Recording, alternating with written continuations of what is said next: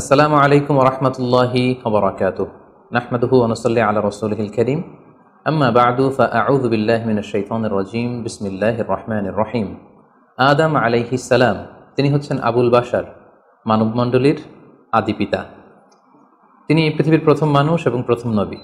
গোটা মানবমণ্ডলীর মধ্য থেকে আল্লাহ তাআলা আদম আলাইহিস সালামকে পৃথিবীর প্রথম মানুষ এবং প্রথম নবী হিসেবে বাছাই করেছেন। আর আমরা পৃথিবীতে যারা আছি আমরা সবাই হচ্ছি বানি আদম বা আদম আলাইহিস সালামের বংশধর। আল্লাহ তাআলা আদম আলাইহিস সালামকে সৃষ্টি করার অনেক আগে এই পৃথিবীতে প্রথমে জিন তৈরি করেছিলেন। আল্লাহ তাআলা ইরশাদ করছেন, ওয়াল জান্না খলাকনাহু মিন ক্বাবলু মিন নারিস সামুম। আর আমি মানবজাতি সৃষ্টির অনেক আগে প্রজ্বলিত আগুনের শাখা থেকে জিন জাতিকে তৈরি করেছি। আল্লাহ তাআলা যখন আদম আলাইহিস সালামকে সৃষ্টি করবেন বলে চিন্তা করলেন, আল্লাহ তাআলা সিদ্ধান্তটি ফেরেশতাদের সাথে শেয়ার করলেন। আল্লাহ তাআলা বললেন, ইন্নী জাআইলুন ফিল আরদি খলিফা। ওহে ফেরেশতারা, আমি পৃথিবীতে আমার রিপ্রেজেন্টেটিভ, আমার প্রতিনিধি হিসেবে মানুষ তৈরি করতে যাচ্ছি। যেহেতু জিন জাতিরা পৃথিবীতে আদম আলাইহিস সালামের আগেই অনেক রক্তপাত করেছিল, বিশৃঙ্খলা সৃষ্টি করেছিল, সেই অভিজ্ঞতার আলোকে সেই ডিসকাশনে আল্লাহ তাআলার সাথে ফেরেশতাদের ডিসকাশনে ফেরেশতারা তাদের মতামত পেশ করলেন। তারা বললেন তাদের অভিজ্ঞতার আলোকে, ক্বালু আতাজআলু ফিহা মান ইউফসিদু ফিহা ওয়া ইয়াসফিকুদ দিমা। অর্থাৎ, হে আল্লাহ, আপনি কি এমন কোনো জাতি তৈরি করবেন যারা পৃথিবীতে ফাসাদ সৃষ্টি করবে, ক্যাওস করবে, রক্তপাত করবে? নাহনু নুসাব্বিহু বিহামদিকা ওয়া নুকদ্দিসু লাক। আমরা তো আপনার তাসবিহ পড়ি, আপনার প্রশংসা করি, আমরাই তো ভালো, কেন আপনি আবার মানুষ বানাতে যাবেন? আল্লাহ তাআলা বললেন, ইন্নী আ'লামু মা লা তা'লামুন। যে হে ফেরেশতারা, আমি এমন কিছু জানি যেটা তোমরা জানো না। আল্লাহ তাআলার এই সিদ্ধান্তের কথা যখন তিনি ফেরেশতাদেরকে জানিয়ে দিলেন যে আমি মানুষ বানাতে যাচ্ছি, অতঃপর আল্লাহ তাআলা তার সিদ্ধান্ত অনুযায়ী তিনি মানুষ তৈরি করলেন। আদম আলাইহিস সালাম হচ্ছে এই পৃথিবীর সর্বপ্রথম মানব। তিনি আদম আলাইহিস সালামকে মাটি থেকে তৈরি করেছেন। এই ভূপৃষ্ঠের যত জায়গায় যত ধরনের মাটি আছে, সব মাটিগুলোকে সেখান থেকে কিছু কিছু অংশ নিয়ে আল্লাহ তাআলা আদম আলাইহিস সালামকে তৈরি করলেন। আল্লাহ তাআলা ইরশাদ করছেন, ইন্নী খালিকুম বাশারাম মিন তিন। নিশ্চয় আমি মানবজাতিকে মাটি থেকে তৈরি করেছি। এজন্য বলা হয়ে থাকে মাটির মানুষ, বা আদম হচ্ছে মাটির তৈরি। বেসিকলি আমরা সবাই আমাদের মা এবং বাবা থেকে তৈরি হয়েছি, তাদের স্পার্ম থেকে, ওভাম থেকে। যেহেতু মানুষের এই বীর্য বা স্পার্মটি আমাদের খাবার দাবারের একটা শক্তিরস বা নির্যাস, এবং আমাদের খাবার দাবার ফলমূল এগুলো আসে বেসিকলি মাটি থেকে, সেই দিকে ইঙ্গিত করে আমাদেরকে বলা হয় যে আমরাও হচ্ছি মাটির তৈরি। আদম আলাইহিস সালামকে আল্লাহ তাআলা সরাসরি মাটি থেকে তৈরি করলেন, এবং এই সৃষ্টি প্রক্রিয়ার 3টি ধাপ ছিল। প্রথমত আল্লাহ তাআলা মাটিগুলোকে এঁটেল মাটিতে রূপ দিলেন, যেটাকে কোরআন বলেছে তিনুন লাজিব। তারপর সেই এঁটেল মাটিতে আল্লাহ তাআলা বৃষ্টি বর্ষণ করলেন, ফলে সেটা হয়ে গেল হামাইন মাসনুন, মানে কাদামাটি। এরপর কাদামাটির সে দলা দিয়ে আল্লাহ তাআলা সেখানে হিট দিলেন, প্রচণ্ড তাপ দিলেন। তাপ দিয়ে সেই মাটির দলাটিকে তিনি বানালেন সলসলিন কাল ফখর, ঠনঠনে পোড়ামাটি। এবং সেই ঠনঠনে পোড়ামাটির যে কাঠামো, আল্লাহ তাআলা আদম আলাইহিস সালামের স্ট্রাকচার দিলেন, কাঠামো দিলেন, এবং সেই কাঠামোর ভেতরে আল্লাহ তাআলা রুহের ফুৎকার দিলেন। আল্লাহ বললেন, ফাইদা সাওয়াইতুহু ওয়া নাফাখতু ফীহি মির রূহি। যখন আমি আদমকে তৈরি করলাম, তখন then I breathed into him my spirit. আমি তার ভেতরে আমার রুহের ফুৎকার দিলাম। ফলে আদম আলাইহিস সালাম জীবিত মানুষ হিসেবে সর্বপ্রথম আবির্ভূত হল। আমরা যদি সহিহ বুখারীর দিকে তাকাই, তাহলে দেখব যে সহিহ বুখারীতে সাইয়েদনা আদম আলাইহিস সালামকে যখন আল্লাহ তাআলা তার আকৃতি দিয়েছেন, অবয়ব দিয়েছিলেন, তার হাইট কত ছিল, কত লম্বা তিনি ছিলেন, সে ব্যাপারে সহিহ বুখারীতে এসেছে, ওয়াকানা তুলহু সিত্তুনা যিরাআন, 60 বিঘত তিনি লম্বা ছিলেন। আমাদের হাতের এই কনুই থেকে আঙ্গুল পর্যন্ত এই জায়গাটিকে বলা হয় 1 বিঘত। সেই হিসেবে তিনি ছিলেন 60 বিঘত লম্বা, 60 কিউবিট। এবং সহিহ মুসলিমের একটি বর্ণনা থেকে আমরা জানতে পারি, জুমার দিন আল্লাহ তাআলা আদম আলাইহিস সালামকে তৈরি করেছিলেন। ইয়াউমুল জুমআতি ফিহি খুলিকা আদম। জুমার দিনে আল্লাহ তাআলা আদম আলাইহিস সালামের সৃষ্টি প্রক্রিয়া এটাকে তিনি সম্পন্ন করেছেন। আদম আলাইহিস সালামকে তৈরি করার পরে আল্লাহ তাআলা ফেরেশতাদেরকে এবং আদম আলাইহিস সালামকে একসাথে করে একটি মক টেস্ট নিলেন। সেখানে আল্লাহ তাআলা তাদের সবাইকে কিছু শব্দের নাম শিক্ষা দিলেন, এবং আদম আলাইহিস সালামকে ফেরেশতাদের সামনে এনে ফেরেশতাদেরকে আল্লাহ তাআলা বললেন যে এগুলোর নাম যদি তোমরা আমাকে বলতে পারো তাহলে বলো। আল্লাহ তাআলা বললেন, আম্বিউনি বিআসমাই হাউলাই ইন কুনতুম সাদিকিন। ফেরেশতাদেরকে প্রথমে প্রশ্ন করা হলো, বলো তো এগুলোর নাম কি? ফেরেশতারা উত্তর করতে পারলেন না। অতঃপর আদম আলাইহিস সালামকে লক্ষ্য করে আল্লাহ যখন বললেন, ইয়া আদম আম্বিহুম বিআসমাইহিম, হে আদম, তুমি এই জিনিসগুলোর নাম সবাইকে শুনিয়ে দাও। ফালাম্মা আম্বাআহুম বিআসমাইহিম, আদম আলাইহিস সালাম যখন একটার পর একটা সবগুলো জিনিসের নামকরণ করে ফেলতে পারলেন, সবগুলো জিনিসের নাম বলতে পারলেন, ক্বালা আলাম আকুল লাকুম ইন্নী আ'লামু গায়বাস সামাওয়াতি ওয়াল আরদ, আল্লাহ তাআলা ফেরেশতাদেরকে বললেন, আমি কি তোমাদেরকে বলিনি যে আমি আকাশ জমিনের গায়েবের সমস্ত বিষয়ের ধারক এবং বাহক, সব বিষয়ের জ্ঞান আমার কাছে আছে। সো আদমকে আমি এমন কিছু স্পেশাল ফিচার দিয়ে তৈরি করেছি যেগুলো অ্যাঞ্জেলদের মধ্যে ল্যাকিংস ছিল। ফলে ফেরেশতারা সেগুলো জানার পরেও সেগুলোর নাম আল্লাহ তাআলাকে রিপিট করে বলে শোনাতে পারেনি, কিন্তু আদম আলাইহিস সালাম সবগুলো জিনিসের নাম একটার পর একটা তিনি বলে ফেলতে পারলেন। এবং এ থেকে প্রমাণিত হয় যে আল্লাহ তাআলা এখানে ফেরেশতাদের অপারগতা এবং আদম আলাইহিস সালামের শ্রেষ্ঠত্বের প্রমাণ তিনি এখানে স্থাপন করলেন। অনেকে প্রশ্ন করে থাকে যে আল্লাহ তাআলা আদম আলাইহিস সালামকে স্পেশালি এই জিনিসগুলোর নাম শিক্ষা দিয়েছিলেন, ফলে আদম আলাইহিস সালাম বলতে পেরেছেন, কিন্তু ফেরেশতাদেরকে তো এই জিনিসগুলোর নাম শিক্ষা দেওয়া হয়নি। সো তারা কি করে বলবে? কোরআনের কোথাও এটা সুস্পষ্ট বলা হয়নি যে আল্লাহ তাআলা যখন এই জিনিসগুলোর নাম শিক্ষা দিচ্ছিলেন তখন আলাদা করে আদম আলাইহিস সালামকে শিক্ষা দিচ্ছিলেন। বরং এমনও হতে পারে যে শেখানোর প্রক্রিয়াটি যখন চলছিল তখন ফেরেশতা এবং আদম তারা সকলেই উপস্থিত ছিল, কিন্তু আদম আলাইহিস সালামকে আল্লাহ তাআলা এমন কিছু মানবিক বৈশিষ্ট্য, স্পেশাল ফিচার দিয়ে তৈরি করেছেন যার ফলে তিনি এগুলোর উত্তর করতে পেরেছিলেন। কিন্তু ফেরেশতাদের মধ্যে বিষয়গুলো না থাকার কারণে ফেরেশতারা সেগুলোর উত্তর করতে পারেনি। ফেরেশতাদের সামনে আদম আলাইহিস সালামের শ্রেষ্ঠত্বের প্রমাণ হওয়ার পরে আল্লাহ তাআলা সকল ফেরেশতাদেরকে আদেশ করলেন যে তোমরা আদম আলাইহিস সালামকে একটা সম্মানসূচক সেজদা দাও, যেটাকে অনারারি প্রোস্ট্রেশন বলে। আল্লাহ তাআলা বললেন, উসজুদু লি আদামা ফাসাজাদু ইল্লা ইবলিস আবা ওয়াস্তাকবারা ওয়া কানা মিনাল কাফিরিন। আল্লাহ তাআলা আদেশ দেওয়ার সাথে সাথেই সকল ফেরেশতারা সেজদা দিল। আসলে এই সেজদাটা কেমন ছিল আমরা জানি না। আমরা সাধারণত রুকু করলে we just bow down our head just little bit, আমরা আমাদের মাথা একটু নিচু করি। আমরা যখন সেজদা দেই আমরা আমাদের কপাল মাটিতে ছুঁয়ে দেই, এটা হচ্ছে আমাদের সেজদা। কিন্তু ফেরেশতাদের সেজদা আসলে আদতে কেমন ছিল আমরা জানি না। এজন্য ফেরেশতাদের কোনো বিষয়, জিনদের কোনো বিষয়, এটা যদি আমরা আমাদের মতো করে কল্পনা করি এটা ভুল হবে। বরং যেভাবে সেজদা দেওয়ার দরকার ছিল ফেরেশতারা ঠিক সেভাবেই আদম আলাইহিস সালামকে সেজদা দিয়েছেন। কিন্তু এই সেজদাটি ইবাদতের সেজদা নয়, কারণ ইবাদত হিসেবে সেজদা দেওয়া যাবে শুধুমাত্র কেবলমাত্র আল্লাহ তাআলাকে। এই সেজদাটি ছিল সম্মানসূচক সেজদা, অনারারি প্রোস্ট্রেশন। ফাসাজাদু ইল্লা ইবলিস, আল্লাহ তাআলা আদেশ দেওয়ার সাথে সাথে সকল ফেরেশতারা সেজদা দিল, ইবলিস ছাড়া। আবা ওয়াস্তাকবারা ওয়া কানা মিনাল কাফিরিন, সে সেজদা দিতে অস্বীকৃতি জানালো, ফলে সে কাফিরদের অন্তর্ভুক্ত হয়ে গেল।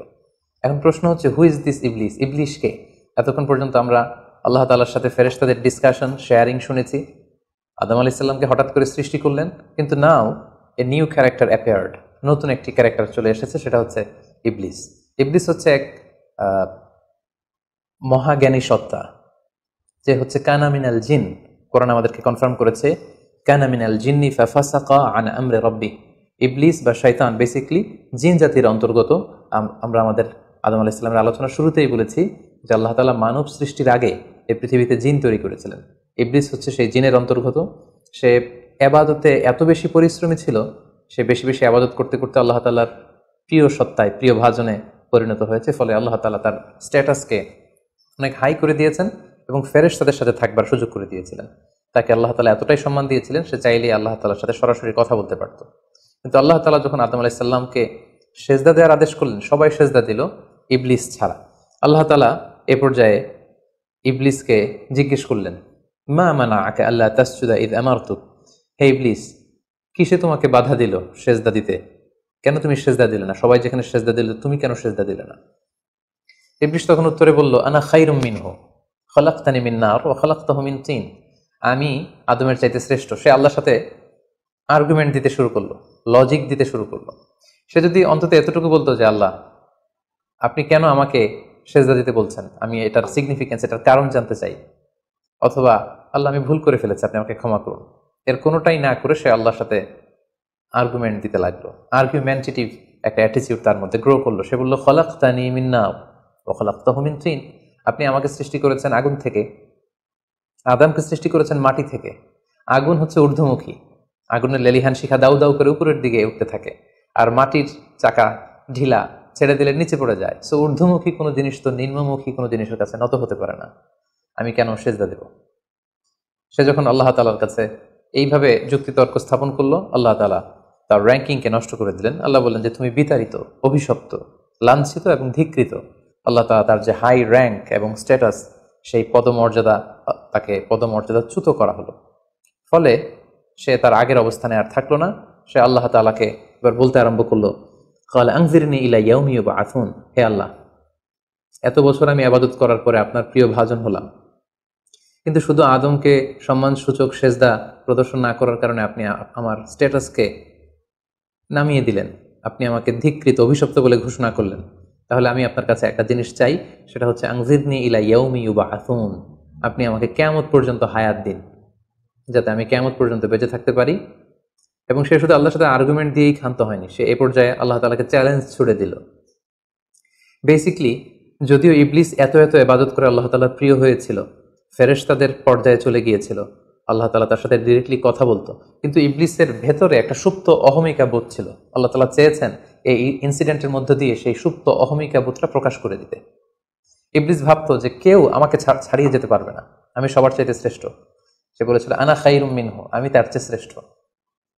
তার ভেতরে যে সুপ্ত অহমিকা বোধ, এই যে অ্যারোগ্যান্স, এই যে ইগোইস্টিক সমস্যা, আল্লাহ তাআলা চেয়েছেন এই ঘটনার অবতারণা ঘটিয়ে ইবলিসের ভেতরকার এই অহমিকা বোধকে প্রকাশ করে দিতে, এবং সেটাই ঘটেছে।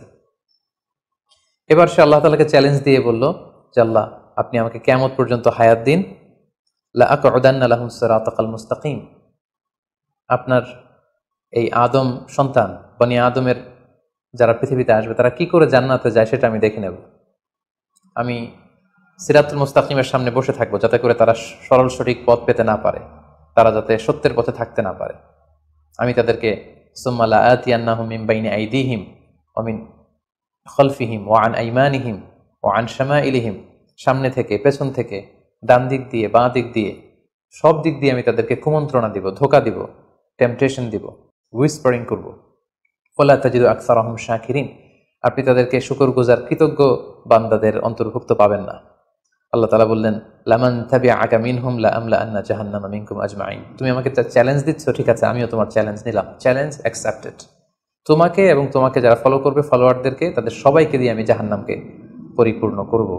আল্লাহ তাআলা ইবলিসকে কিয়ামত পর্যন্ত হায়াত দিলেন, তার চ্যালেঞ্জ গ্রহণ করলেন, এবং ইবলিসও তার মিশন এবং ভিশন ফিক্স করে নিল যে যে আদমের কারণে আজকে আমি এতটা ধিক্কৃত, অভিশপ্ত, লাঞ্ছিত, সে আদমকে এবং সে আদমের সন্তানদেরকে, বনি আদমকে আমি জাহান্নামে ঢুকানোর আগ পর্যন্ত ক্ষান্ত হব না।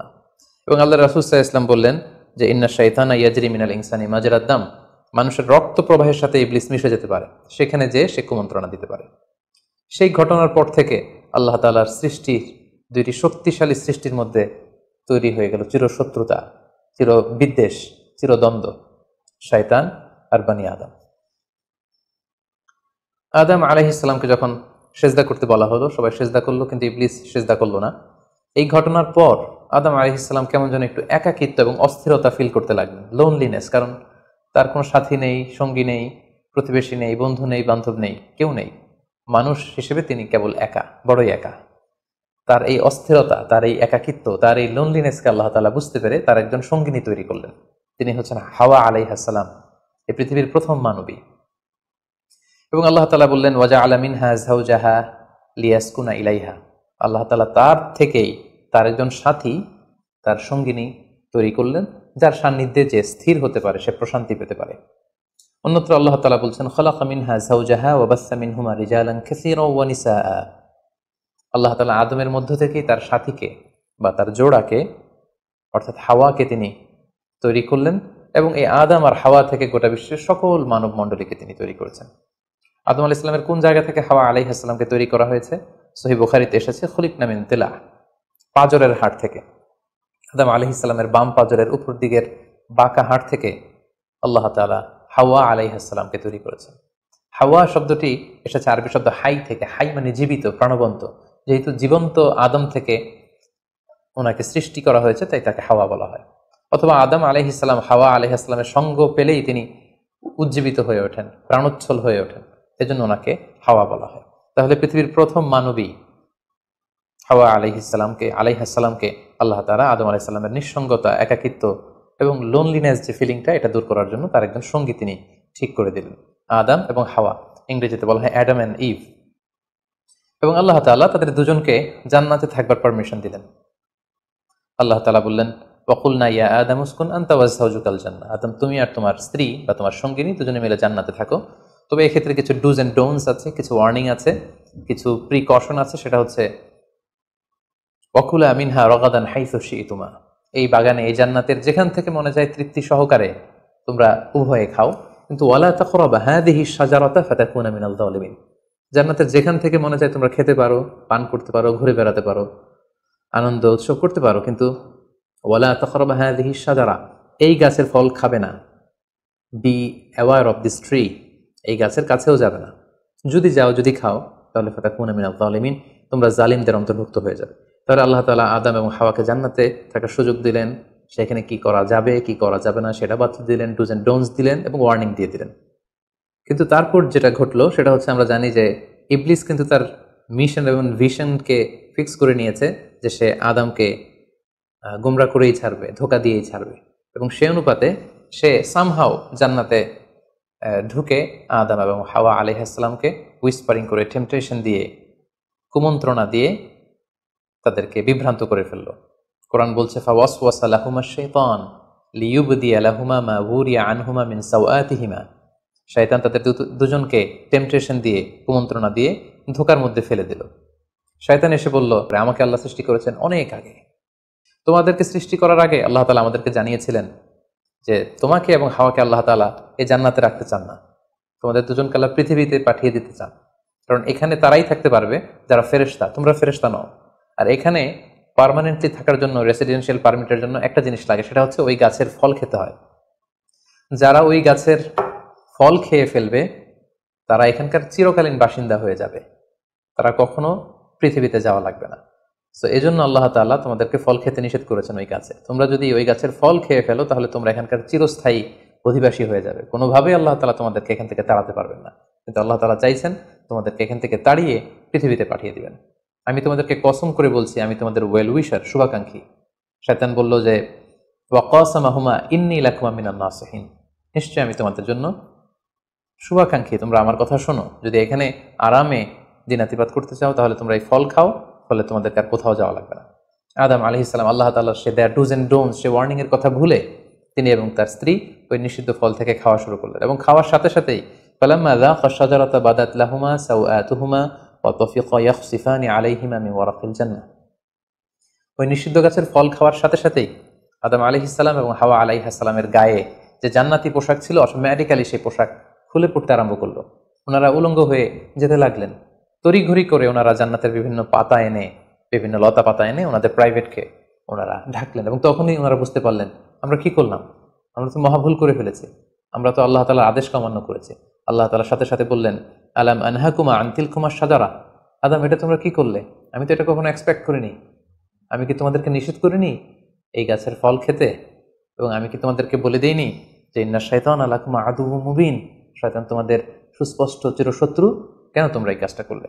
আদম আলাইহিস সালাম এবং হাওয়া আলাইহিস সালাম ওনারা লজ্জিত হলেন, ওনাদের কাজের জন্য ওনারা লজ্জিত হলেন। আল্লাহ তাআলা বলছেন, ওয়ালাকাদ আহিদনা ইলা আদামা মিন ক্বাবলু ফানাসিয়া ওয়া লাম নাজিদ লাহু আজমা, আমি আদমকে ওসিয়ত করেছিলাম যে এই কাজটি তুমি করো না, কিন্তু আদম আলাইহিস সালাম ভুলে গিয়েছেন। আল্লাহ তাআলার আদেশ পালনে আল্লাহ বলছেন, আমি আদমকে দৃঢ় প্রত্যয়ী পাইনি। ফলে আদম আলাইহিস সালাম এবং হাওয়া আলাইহিস সালাম ওনারা নিজেদের ভুল বুঝতে পারলেন এবং অনুতপ্ত হলেন, লজ্জিত হলেন, আল্লাহ তাআলার কাছে ক্ষমা চাইতে লাগলেন। আল্লাহ তাআলা তাদেরকে ক্ষমার কিছু বাক্য শিখিয়ে দিলেন। ফাতালাক্কা আদামু মির রাব্বিহি কালিমাত, কিছু বাক্য শিখিয়ে দিলেন। সেই বাক্যগুলো কি ছিল? সেগুলো ছিল, রব্বানা যালামনা আনফুসানা ওয়া ইল্লাম তাগফির লানা ওয়া তারহামনা লানাকুনান্না মিনাল খাসিরিন, হে আল্লাহ, আমরা জুলুম করে ফেলেছি আমাদের নাফসের উপর, আমরা ভুল করেছি, আপনি যদি আমাদেরকে ক্ষমা না করেন, যদি রহম না করেন, আমরা তো ক্ষতিগ্রস্তদের অন্তর্ভুক্ত হয়ে যাব। আদম আলাইহিস সালাম এবং হাওয়া আলাইহিস সালাম উভয়ে অনুতপ্ত হলেন, লজ্জিত হলেন, এবং চোখের পানি ছেড়ে এই দোয়াটি পড়ে পড়ে আল্লাহ তাআলার কাছে ক্ষমা চাইলেন, এবং আল্লাহ তাআলা তাদের উভয়কে ক্ষমা করে দিলেন। এবার আল্লাহ তাআলা তাদের দুজনকে বললেন, যেহেতু তোমরা আমার আদেশকে মান্য করতে পারোনি, সেজন্য তোমাদেরকে পৃথিবীতে চলে যেতে হবে। ইহবিতু বা'দুকুম লিবা'দিন আদু, তোমাদেরকে পৃথিবীতে নামিয়ে দেয়া হলো। ওয়ালাকুম ফিল আরদি মুস্তাকাররু ওয়া মাতাউন ইলা হিন, এই পৃথিবী হবে তোমাদের আবাসস্থল, এই পৃথিবীতে অনেক জীবন উপকরণ তোমাদের জন্য থাকবে। ফিহা তাহিয়াউন ওয়া ফিহা তামুতুন ওয়া মিনহা তুখরাজুন, you live there, you die there, and you will be resurrected from there. তোমরা পৃথিবীতে বসবাস করবে, পৃথিবীতেই তোমাদের মৃত্যু হবে, এবং এই পৃথিবীর কবর থেকেই, মাটি থেকেই তোমাদেরকে আবার আমি পুনরুত্থান করব, and this is my decision. Adam আলাইহিস সালাম এবং হাওয়া আলাইহিস সালাম পৃথিবীর প্রথম মানব এবং মানবীকে জান্নাত থেকে আল্লাহ তাআলা পৃথিবীতে নামিয়ে দিলেন এবং আল্লাহ বললেন যে তোমাদেরকে নামিয়ে দিয়ে আমি ক্ষান্ত হচ্ছি না। ফাইম্মা ইয়াতিয়ান্নাকুম মিন্নি হুদান, আমার গাইডেন্স তোমাদের কাছে আসবে। ফামান তাবিআ হুদায়া ফালা ইয়াযিল্লু ওয়ালা ইয়াশকা, আমার দেয়া পথ নির্দেশিকা এবং গাইডেন্স যারা মেনে চলবে তারা কখনো পথভ্রান্ত হবে না, তারা কখনো গোমরা হবে না। অতঃপর আল্লাহ তাআলা তাদের দুজনকে পৃথিবীতে নামিয়ে দিলেন। আদম এবং হাওয়া কোথায় নামিয়ে দিলেন এ ব্যাপারে ঐতিহাসিকদের মধ্যে মতভেদ পাওয়া যায়। কিছু কিছু ঐতিহাসিকগণ বলেন যে আদম আলাইহিস সালামকে মক্কা এবং তায়েফের মাঝখানে দাহনা নামক একটা জায়গা আল্লাহ নামিয়ে দিয়েছেন।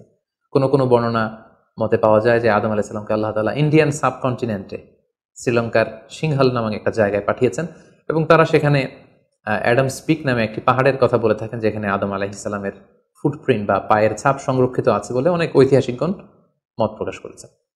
হাওয়া আলাইহিস সালামকে সৌদি আরবের জেদ্দা নগরীতে আল্লাহ তাআলা নাজিল করেন বলে অনেক ঐতিহাসিকগণ মতামত দিয়েছেন। তাহলে তারা পৃথিবীর এক এক দিকে এক একজন, অনেকদিন পরে তারা দুজন সৌদি আরবের জাবালে রাহমা, যেখানে বিদায় হজের ভাষণ দিয়েছিল আল্লাহ রাসূল সাল্লাল্লাহু আলাইহি ওয়াসাল্লাম, ময়দানটাকে বলা হয় ময়দানুল আরাফাত, আরাফাতের ময়দানে ওনারা আবার রিইউনাইটেড হয়েছেন এই পৃথিবীর বুকে। সম্মানিত, শুধু এ পর্যায়ে আমরা জানবো how was the life of Adam and Eve on আর্থ।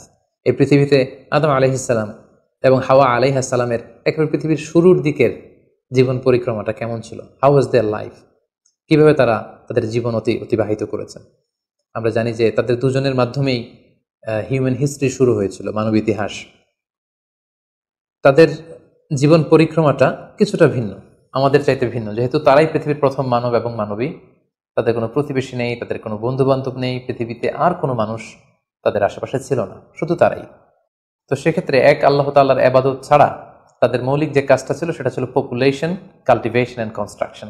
কি করে জনসংখ্যা বৃদ্ধি করা যায় পৃথিবীতে, কি করে সন্তান লালন পালন করা যায়, কি করে চাষাবাদ করা যায়, কি করে ফার্মিং করা যায় এবং কি করে মানব সভ্যতার বিনির্মাণ করা যায়, এটাই ছিল পৃথিবীর প্রথম মানব এবং এই মানবীর প্রধানতম দায়িত্ব। যেহেতু ওনারা যদি নতুন প্রজন্ম তৈরি না করেন, ওনারা যদি চাষাবাদ না করেন, ওনারা যদি সভ্যতা বিনির্মাণ না করেন, তাহলে পৃথিবীতে মানব সভ্যতা টিকে থাকবে না। ফলে মৌলিক ইবাদতের পাশাপাশি এগুলোই ছিল ওনাদের কাজ। আল্লাহ তাআলা সব শিখিয়ে দিলেন কিভাবে গাছ রোপণ করতে হয়, কিভাবে চাষাবাদ করতে হয়, কিভাবে ছাগল গরু এগুলো লালন পালন করতে হয় এবং সেখান থেকে কিভাবে দুধ দহন করে নিজেদের খাবারের যোগান দিতে হয়। বেসিক্যালি আদম আলাইহিস সালামের কাছে যে সহিফাগুলো নাজিল হয়েছিল সেখানে শরীয়তের মূলনীতির চাইতে কিভাবে পৃথিবী আবাদ করতে হবে এই বিষয়গুলোই বেশি স্থান পেয়েছিল। এক্ষেত্রে সবচেয়ে মজার ব্যাপার হচ্ছে আদম আলাইহিস সালামের এই জীবন পরিক্রমার সবচেয়ে গুরুত্বপূর্ণ একটি মজার বিষয় হচ্ছে যে কিছুদিন পরেই তাদের কুলকে আলোকিত করে, তাদের সংসারকে আলোকিত করে নতুন প্রজন্ম আসতে শুরু করলো এবং আদম আলাইহিস সালাম এবং হাওয়া আলাইহিস সালামের মাধ্যমে যে সন্তানরা পৃথিবীতে আসতো তারা ছিল অলওয়েজ টুইন বেবি বা যমজ সন্তান হিসেবে আসতো। সর্বপ্রথম আল্লাহ তাআলা তাদেরকে একটি সন্তান, একটি ছেলে সন্তান এবং একটি মেয়ে সন্তান দিয়ে ধন্য করলেন এবং তারা তাদের নাম রাখলেন, ছেলেটির নাম রাখলেন কাবিল, মেয়েটির নাম রাখলেন আকলিমা। এবং তারপরের বছর আবারও হাওয়া আলাইহিস সালাম গর্ভবতী হয়ে সন্তান জন্ম দিলেন। সেক্ষেত্রেও একটি ছেলে একটি মেয়ে, কারণ এই ছেলে মেয়েদের বিয়ে দেওয়ার তখন পদ্ধতি ছিল এই বছর যেই ছেলে জন্মগ্রহণ করেছে সেই ছেলের সাথে পরের বছরের মেয়ের বিয়ে হতো এবং এই বছর যে মেয়ে জন্মগ্রহণ করেছে তার সাথে পরের বছরের ছেলের সাথে এভাবে ক্রসিং সিস্টেমে বিয়ে হতো। যেহেতু পৃথিবীতে আর কোনো মানুষ তাদের আশেপাশে ছিল না, ফলে নিজেদের ভাই বোনদের মধ্যে বিয়ে হতো, তবে উলটপালট করে। তো এর ফলে বাই ডিফল্ট আদম আলাইহিস সালামের ছেলে কাবিলের ভাগ্যে এসে জুটল তার পরের টার্নের যে বোন জন্মগ্রহণ করেছে হাবিলের সাথে, তার নাম ছিল লাবুদা। লাবুদার সাথে কাবিলের বিয়ে হবে এবং হাবিলের সাথে ইকলিমার বিয়ে হবে, এটাই ফিক্স করা হলো।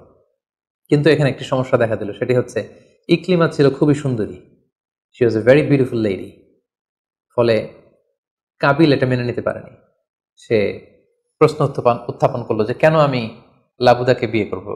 লাবুদা হচ্ছে কিছুটা শ্যামলা প্রকৃতির, আমি তাকে বিয়ে করব না, বরং আমার সাথে আমার যে বোন জন্মগ্রহণ করেছে সে ইকলিমাকে আমি বিয়ে করব। আদম আলাইহিস সালাম বললেন, না, এটা আল্লাহর দেয়া আদেশ, তোমার সাথে তোমার যে যমজ বোন জন্মগ্রহণ করেছে তাকে তুমি বিয়ে করতে পারবে না, বরং তোমার পরে হাবিল এবং লাবুদা যে জন্মগ্রহণ করেছে সে লাবুদা হবে তোমার স্ত্রী এবং তোমার সাথে তোমার যে বোন আকলিমা জন্মগ্রহণ করেছে সে আকলিমা হবে হাবিলের স্ত্রী। কিন্তু কাবিল এটা সহজে মেনে নিতে পারেনি। ফলে সে এখানে প্রশ্ন উত্থাপন করলো এবং সে বলল যে আমি আকলিমাকে বিয়ে করতে চাই। দেখা দিল এক মহা সমস্যা।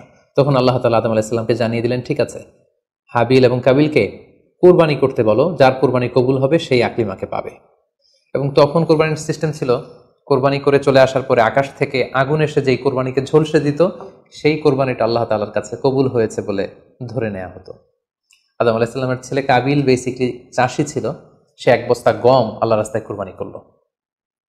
আর হাবিল সে মেষ চড়াতো, ছাগল চড়াতো, সে একটি বকরি জবাই করে আল্লাহ রাস্তায় কুরবানি করলো এবং তারা অপেক্ষা করতে লাগলো যে কার কুরবানি কবুল হয়। দেখা গেল আকাশ থেকে আগুন এসে হাবিলের বকরি বা ছাগলটাকে ঝলসে দিয়েছে, কিন্তু কোনো আগুন এসে কাবিলের গমের বস্তাকে বা গমের স্তূপকে ঝলসে দেয়নি। ফলে প্রমাণিত হলো যে হাবিলের কুরবানি আল্লাহ তাআলার দরবারে কবুল হয়েছে এবং আল্লাহ তাআলার দেয়া আগের বিধান অনুযায়ী হাবিলই আকলিমাকে বিয়ে করার সুযোগ পাবে। এই কথাটি আল্লাহ তাআলা খুব সুন্দর করে কোরআনুল কারীমে উল্লেখ করেছেন। আল্লাহ বলছেন, ফাতুকুব্বিলা মিন আহাদিহিমা ওয়া লাম ইউতাকাব্বাল মিনাল আখার। তাদের একজনের কোরবানি কবুল হলো, আরেকজনেরটি হলো না। ফলে হাবিল আকলিমাকে বিয়ে করার সুযোগ পেল। কিন্তু কাবিল এতে আরো প্রচন্ড জেলাসি ফিল করতে লাগলো। সে হিংসায় জ্বলে পুড়ে অত্যন্ত রেগে গিয়ে বলল, লা আক্তুলান্নাক, হাবিল আমি তোমাকে হত্যা করব, তোমাকে হত্যা করে হলেও আমার সুন্দরী বোন আকলিমাকে আমি ছিনিয়ে নিব। তখন হাবিল বলতে লাগলো যে, লাইন বাসাত্তা ইলাইয়া ইয়াদাকা লিতাকতুলানি মা আনা বিবাসিতি ইয়াদি ইলাইকা লিআকতুলাক। অর্থাৎ, হে কাবিল, তুমি যদি আমাকে হত্যা করতে অগ্রগামী হও, হাত বাড়াও, আমি আমার হাতকে বাড়াবো না তোমাকে আঘাত করার জন্য। কারণ তুমি যদি আমাকে হত্যা করো তাহলে আমার পাপ, তোমার পাপ সবটাই তোমার ঘাড়ে বর্তাবে, আর আমি এত বড় পাপ কাজ কখনোই করতে চাই না। কাবিল এ কথাতেও ক্ষান্ত না হয়ে সে হত্যা করতে উদ্ধত হলো এবং সে তার কথা মতো তার ভাই হাবিলের উপর চড়াও হয়ে আক্রমণ করে তার আপন ভাই হাবিলকে সে হত্যা করে ফেলল। কোরআন বলল, ফাকাতালা ফাসবাহা মিনাল খাসিরিন। কাবিল হাবিলকে হত্যা করে ফেলল। প্রতিহিংসার অনলে জ্বলে পুড়ে শয়তানের কুমন্ত্রণায় পৃথিবীর প্রথম হত্যাকাণ্ড, the first murder ever in the world, পৃথিবীর প্রথম হত্যাকাণ্ড সংঘটিত হলো এবং হত্যাকারী ছিল আদম আলাইহিস সালামের ছেলে কাবিল। এবং এই পৃথিবীর প্রথম নিহত মানুষের নাম হচ্ছে হাবিল। সহিহ বুখারীতে আল্লাহ রাসূল সাল্লাল্লাহু আলাইহি ওয়াসাল্লাম ইরশাদ করেছেন, আউয়ালু মান সান্নাল কতলা। কাবিল হচ্ছে ওই ব্যক্তি যে পৃথিবীতে সর্বপ্রথম হত্যার ট্র্যাডিশন চালু করেছে। কাবিলের আগে কেউই পৃথিবীতে হত্যাকাণ্ড ঘটায়নি। ফলে হাবিল হচ্ছে পৃথিবীর প্রথম শহীদ বা প্রথম নিহত মানুষ। এবং কাবিল যেহেতু এই হত্যার ট্র্যাডিশন করেছে, এই মার্ডারের ট্র্যাডিশন করেছে, ফলে পৃথিবীতে যারাই এই বিচার বহির্ভূত হত্যা বা অন্যায়ভাবে কাউকে হত্যাকাণ্ডের সাথে জড়িত হবে, তার একটি পার্সেন্টেজ গুণা কিয়ামত পর্যন্ত কাবিলের ভাগেও এটি যেতে থাকবে। এখন যে মজার ব্যাপারটি ঘটেছে সেটি হচ্ছে, কাবিল যখন হাবিলকে আক্রমণ করেছে, হাবিলকে নিহত করেছে, হত্যা করেছে, হত্যা করার পরে হাবিল লাশ হয়ে শুয়ে রইল। কারণ কাবিল যখন হাবিলকে আক্রমণ করেছে, হাবিলের গা থেকে যখন ব্লিডিং হয়েছে, সে ছটফট ছটফট করতে করতে এক পর্যায়ে মারা গেল। কিন্তু মারা যাওয়া কাকে বলে এটাও পৃথিবীর কেউ জানতো না। কাবিল নিজেও বুঝতে পারেনি যে এইভাবে আমি আঘাত করলে হাবিল এইভাবে মরে যাবে, তার ব্লিডিং হবে। মৃত্যু কি এটা তারা জানে না, কারণ এই পর্যন্ত এই পৃথিবীতে কেউ তো মারা যায়নি। ফলে সে দেখলো যে কিছুক্ষণ আগে আমার ভাই হাবিল আমার সাথে কথা বলছিল, এখন হাবিল আর কথা বলে না, চুপ করে শুয়ে আছে, নড়ে না চড়ে না। কাবিল তার ভাইকে কাঁধে নিয়ে ঘুরতে লাগলো। কি করবে, সে কথা বলে না কেন? কারণ এটা যে মৃত্যু, দিস ইজ দ্য ডেথ, এটা তাদের জানা ছিল না। এবং তার ভাইয়ের লাশকে সে কি করবে সে নিজে বুঝতে পারছিল না। তখন হাবিলকে শিক্ষা দেওয়ার জন্য আল্লাহ তাআলা একটি কাককে পাঠালেন। ফাবাআস আল্লাহু গুরাবান ইয়াবহাসু ফিল আরদি লিউরিয়াহু কাইফা ইউয়ারি সাওআতা আখি। দুটি কাক এসে একটি কাক আর একটি কাককে হত্যা করলো এবং হত্যাকারী কাকটি তার ঠোঁট দিয়ে তার পা দিয়ে মাটি খুঁড়ে গর্ত করে সেই গর্তের ভেতরে মৃত কাকটিকে ফেলে আবার মাটি দিয়ে ঢেকে ফেললো। এই দৃশ্যটি হাবিল দেখে বুঝতে পারলো যে কাবিল দেখে বুঝতে পারলো আমাকেও একই কাজ করতে হবে। কাবিল তখন মাটি খুঁড়ে তার ভাই হাবিলকে মাটি চাপা দিয়ে পৃথিবীর প্রথম ফিউনারাল বা বারিফাইং এর যে সিস্টেম, কবর দেওয়ার যে প্রক্রিয়া, এটা তিনি সারলেন। আদম আলাইহিস সালাম তখন চলে গিয়েছিলেন মক্কায় কাবা নির্মাণের কাজে বা হজের কাজে। সেখান থেকে ফিরে এসে এই ঘটনা শুনে তিনি অত্যন্ত দুঃখ পেলেন। তিনি কাবিলকে ভর্ৎসনা করলেন এবং আদম আলাইহিস সালামের সন্তান সন্ততি সবাইকে ডেকে তিনি নাসিহত করলেন।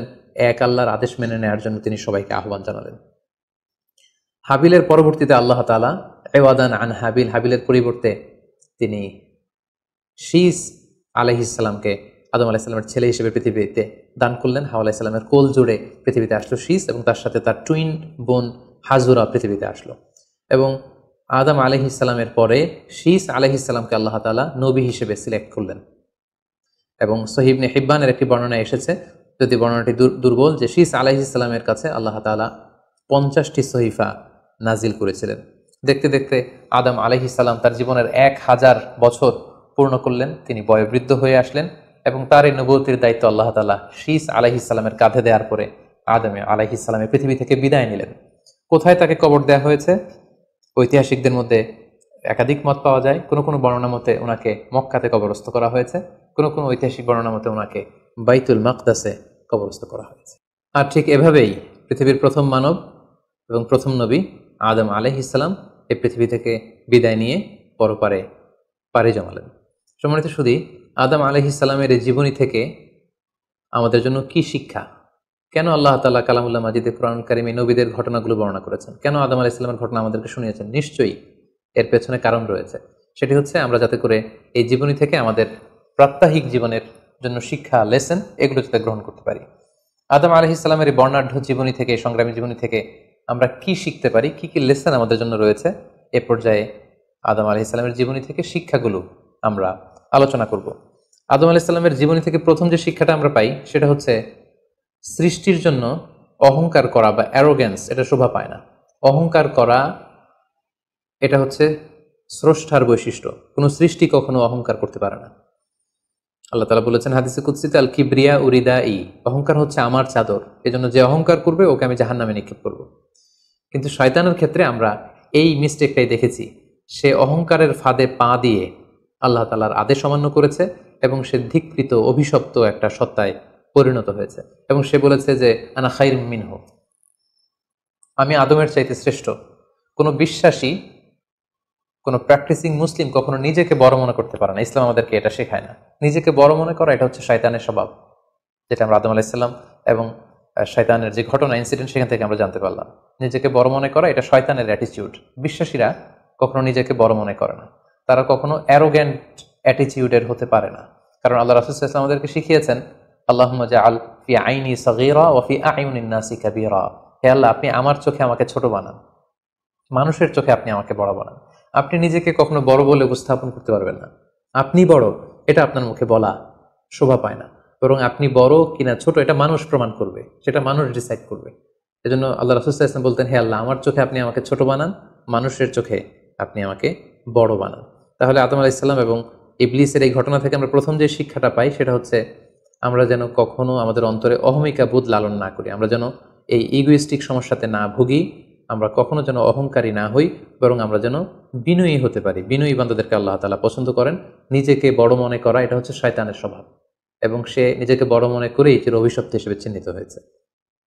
আদম আলাইহিস সালামের ঘটনা থেকে আরও একটি শিক্ষা আমরা যেটি পাই সেটি হচ্ছে শয়তানের প্রথম মিশন ছিল মানুষের দেহ থেকে পোশাক খুলে ফেলা।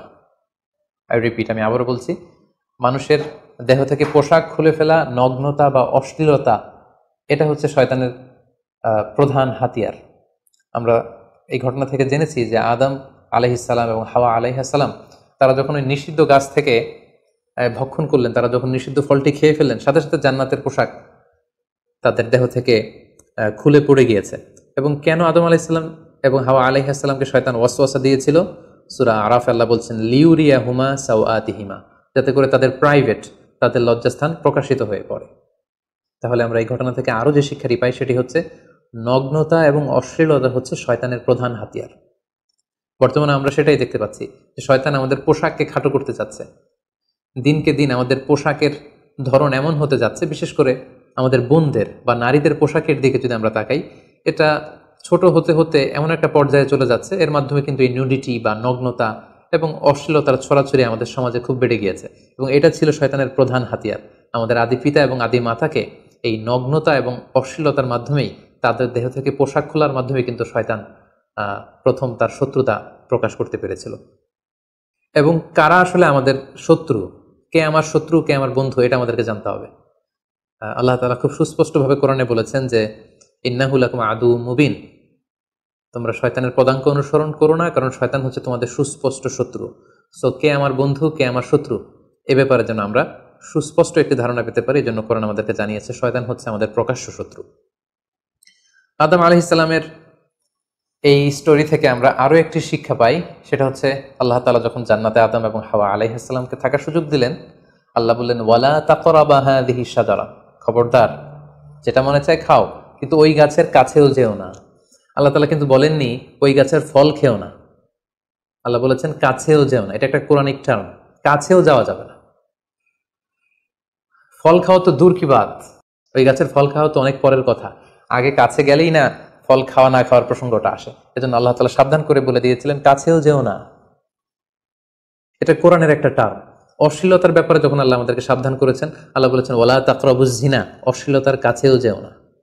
যেখানে আল্লাহ তাআলা আমাদেরকে শিখাচ্ছেন যে কাছেও যেও না, কিন্তু আমরা আমাদের দেশে কাছে আসার গল্পের নাম কিন্তু এখন শুনছি। আমরা মোস্ট রিসেন্টলি কিছু বছর আগে ক্লোজ আপ ওয়ানের কাছে আসার দুর্দান্ত সব গল্প নিয়ে তারা কিছু প্রোগ্রাম করেছিলেন। সেখানে তরুণ তরুণীদেরকে খুব বেশি কাছে আসার জন্য তারা একে অপরের কাছে আসা, লাভ স্টোরিগুলো শেয়ার করা, এগুলো তারা প্রমোট করেছে। কিন্তু তার বিপরীতে কোরআনিক পয়েন্টস অফ ভিউ যদি আমরা দেখি, সেখানে কিন্তু আমরা ভিন্ন কনসেপশন দেখতে পাই। সেখানে কোরআন আমাদেরকে বলেছে যে কাছেও যাওয়া যাবে না, তোমরা কাছেও যেও না। সো এই বিষয়টি যেন আমরা মনে রাখবার চেষ্টা করি। আদম আলাইহিস সালামের ঘটনা থেকে আরো একটি শিক্ষা আমরা পাই, সেটা হচ্ছে শয়তান সবসময় আমাদেরকে অস্থির বানাতে চেষ্টা করে, মানে আমার আরো লাগবে, আমার আরো চাই, আমার আরো পেতে হবে। যেমন জান্নাতে নিঃসন্দেহে আদম এবং হাওয়া আলাইহিস সালামের জন্য কোনো অভাব ছিল না, সবকিছু সেখানে ছিল। তারপরেও কেন তাদেরকে যেটাকে নিষিদ্ধ করা হয়েছে ওই ফল কেন খাওয়া লাগবে? শয়তান এসে সেই কাজটাই করেছে। শয়তান বোঝাতে চাচ্ছে তোমাদের আরো লাগবে, আরো। এই অফুরন্ত খাবার এবং নাজ নেয়ামতে তোমাদের হবে না, বরং যেটা আল্লাহ নিষেধ করেছে ওইটাতেই যেতে হবে। সো এটা হচ্ছে শয়তানের একটা ধোঁকা দেওয়ার পদ্ধতি। শয়তান সবসময় আমাদেরকে আরো চাই, আমাদের আরো লাগবে, আরো পাওয়ার জন্য শয়তান আমাদেরকে উৎসাহিত করে। এরকম আরো আরো করে যখন আমরা এসবের পেছনে ছুটতে থাকি, ফলে আমরা অস্থির হয়ে উঠি। শয়তান কখনোই চায় না আমরা যেন প্রশান্ত চিত্তের অধিকারী থাকি, আমরা যেন ধীরস্থির থাকি। আপনি যখনই ধীরস্থির হবেন, আল্লাহর সিদ্ধান্তে যখন আপনি সন্তুষ্ট হবেন, তখনই আপনার মনে একটা প্রশান্তি চলে আসবে। ফলে আপনি তখন আল্লাহকে নিয়ে ভাবার সুযোগ পাবেন, আপনার জীবনকে নিয়ে সন্তুষ্ট হবেন। তখন আপনার মধ্যে একটা কামনেস, একটা ট্রাঙ্কুলিটি চলে আসবে। কখনোই শয়তান এটা চায় না, বরং শয়তান সবসময় একটা প্রতিযোগিতার মধ্যে রেখে আরো লাগবে, আরো চাই, এরকম একটা উন্মাদনা, অস্থিরতা শয়তান সবসময় আমাদের মধ্যে ছড়িয়ে দিতে চায়। এই গল্প থেকে আমরা আরো একটি জিনিস শিখতে পারি, সেটা হচ্ছে দ্য পাওয়ার অফ দোয়া। দোয়ার যে কত বড় শক্তি, একটু খেয়াল করে দেখুন যে আল্লাহ তাআলা শয়তানের দোয়াও কিন্তু ফিরিয়ে দেয়নি, কিন্তু আমরা অল্পতে নিরাশ হয়ে যাই। শয়তান বলেছিল আল্লাহ তুমি আমাকে চিরকাল বেঁচে থাকার সুযোগ দাও, লম্বা হায়াত দাও। আল্লাহ এই দোয়া কবুল করলেন। শয়তান বললেন আল্লাহ আমি ডানে বায়ে সামনে পেছনে সব দিক থেকে যেন আদম এবং হাওয়াকে, মানুষকে কুমন্ত্রণা দিতে পারি, তুমি সুযোগ দাও। আল্লাহ সুযোগ দিলেন, আল্লাহ দোয়া কবুল করলেন। শয়তান বলল আল্লাহ আমি যেন মানুষের শিরায় উপশিরায় রক্তের প্রবাহের ভেতরে ঢুকে যেন আমি টেম্পটেশন দিতে পারি। আল্লাহ তাআলা এটাও কবুল করলেন। তো যে আল্লাহ তাআলা শয়তানের দোয়া কবুল করে ফেলতে পারেন, সে আল্লাহ তাআলাকে আমাদের দোয়া কবুল করবেন না? অবশ্যই করবেন। তো সেক্ষেত্রে দোয়ার মতো দোয়া করতে হবে। সিনসিয়ার দোয়া ইজ লাইক এ মিসাইল। আপনি যদি সিনসিয়ারলি দোয়া করেন, এটা মিসাইলের মতো। মিসাইল হামলা করলে যেমনি লক্ষ্যবস্তুতে যে ভেদ করে, তেমনি দোয়ার মতো যদি দোয়া করা যায়, চাওয়ার মতো যদি আল্লাহ তাআলার কাছে চাওয়া যায়, সেই দোয়াটাও আল্লাহ তাআলা কবুল করবেন। দোয়া ইজ ইটস অ্যান আর্ট, এটা একটা শিল্প। কেমন করে চাইতে হয়, কেমন করে দোয়া করতে হয়, সেটাও জানতে হয়। সো আমরা যখন আল্লাহ তাআলার কাছে চাইবো, আমরা যেন খুব সিনসিয়ারলি চাই। 5 নম্বর যেই শিক্ষাটি আমরা পাই, সেটা হচ্ছে রিপেন্টেন্স, অনুতপ্ত হওয়া। শয়তানও আল্লাহর আদেশ অমান্য করেছে, আদম আলাইহিস সালামও আদেশ অমান্য করেছে। আল্লাহ বলেছেন সেজদা দাও, শয়তান সেজদা না দিয়ে আদেশ অমান্য করলো। আল্লাহ তাআলা আদমকে বলেছেন এই গাছের কাছে যেও না, আদম আলাইহিস সালাম ভুল করে খেয়ে তিনিও আদেশ অমান্য করলেন। পার্থক্যটা কোথায়?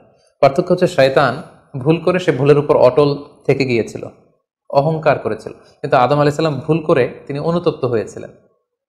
শয়তান ভুল করে ভুলের উপর স্থির থাকে, আর আল্লাহর প্রিয় বান্দারা ভুল করে তারা আল্লাহ তাআলার কাছে ক্ষমা চায়। আমরা মানুষ হিসেবে আমাদের ভুল হতেই পারে, এটা খুবই স্বাভাবিক।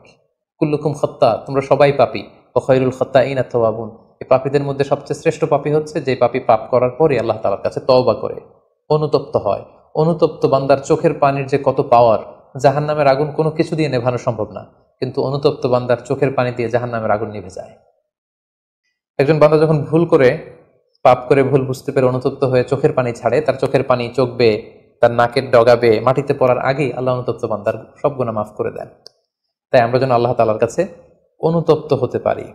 শয়তান আল্লাহকে সেদিন চ্যালেঞ্জ দিয়ে বলেছিল, আল্লাহ আমি দেখে নেব কি করে তুমি তোমার বান্দাদেরকে জান্নাতে ঢুকাও। আল্লাহ তাআলা বললেন, চ্যালেঞ্জ অ্যাকসেপ্টেড, তোমার চ্যালেঞ্জকে আমি গ্রহণ করলাম। তুমি আজীবন আমার বান্দাদেরকে ধোঁকা দিবে, কিন্তু আমার বান্দা যখন অনুতপ্ত হয়ে চোখের পানি ছেড়ে ক্ষমা চাইবে, আমি জীবনের সব গুনাহ মাফ করে দেব। সো অনুতপ্ত হয়ে আল্লাহর কাছে চাওয়ার এই সুযোগটা যেন আমরা নষ্ট না করি। আমরা যেন ভুল করলে আল্লাহ তাআলার কাছে ক্ষমা চাই, আমরা যেন তাওবা করে ফিরে আসি। 6 নম্বর যে শিক্ষাটি আমরা আদম আলাইহিস সালামের গল্প থেকে পাই, সেটা হচ্ছে our life is full of struggle. আমাদের জীবনটা হচ্ছে খুবই স্ট্রাগল করে এই জীবনটাকে লিড করতে হয়। এখানে অনেক ইফোর্ট দিতে হয়। দুনিয়াকে বলা হয় দারুল আসবাব, পরিশ্রম করে লড়াই করে নিজের অবস্থানকে এখানে জানান দিতে হয়। প্রতিকূল পরিবেশে কিভাবে আপনি টিকে থাকবেন, দুর্যোগ মোকাবেলা করে কিভাবে আপনি টিকে থাকবেন, সেটার শিক্ষা কিন্তু এই পৃথিবীতে আছে। যেমন আদম আলাইহিসসালাম, হাওয়া আলাইহিসসালাম যখন পৃথিবীতে এসেছেন, তাদের জন্য সব কিছু যে একেবারে প্রিপেয়ার্ড ছিল ব্যাপারটি এমন নয়। ওনাদেরকে কষ্ট করতে হয়েছে, ওনাদেরকে চাষাবাদ করতে হয়েছে, মেষ পালন করতে হয়েছে, গাছ রোপণ করতে হয়েছে, ঝড় ঝঞ্ঝা বন্যা, এই প্রতিকূল পরিবেশে তাদেরকে টিকে থাকার লড়াই করতে হয়েছে। ফলে এই পৃথিবীতে টিকে থাকতে হলে লড়াই করতে হয়, সংগ্রাম করতে হয়। এই জীবনটা হচ্ছে সংগ্রামময় একটা জীবন। ফলে আদম আলাইহিস সালামের এই সংগ্রামী জীবন থেকে আমরা এটাও বুঝতে পারি যে এখানে আমাদেরকে টিকে থাকার জন্য লড়াই করে করে নিজের অস্তিত্বের জানান দিতে হবে।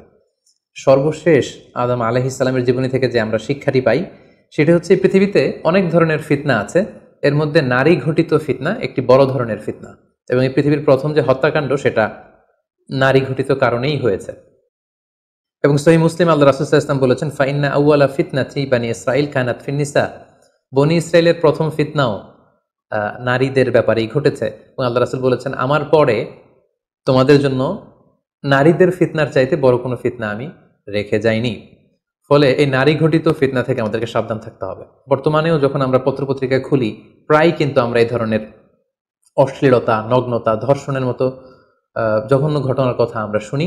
এতে করে আমরা বুঝতে পারছি যে নারী ঘটিত ফিতনাটা আসলেই অনেক বড় ফিতনা। এক্ষেত্রে আসলে নারীদেরকে ব্লেম করা হচ্ছে না, এক্ষেত্রে উভয়ই সমানভাবে অপরাধী। নারী পুরুষ উভয়কে আল্লাহ তাআলা তাদের চোখকে অবনমিত রাখতে বলেছেন। এই হাদিস দ্বারা এটা প্রমাণ হয় না যে নারীদেরকে ব্লেম করা হচ্ছে, বরং ঘটনাটা যেহেতু নারী কেন্দ্রিক, সেহেতু নারী ঘটিত ফিতনার কারণে পৃথিবীতে প্রথম হত্যাকাণ্ড ঘটেছে, এবং এখনো এ জাতীয় ঘটনার কারণে অনেক ধরনের ফাসাদ ফিতনা সমাজে ছড়িয়ে পড়ছে। সো আমাদেরকে আদম আলাইহিস সালামের জীবনী থেকে আরো একটি শিক্ষা হচ্ছে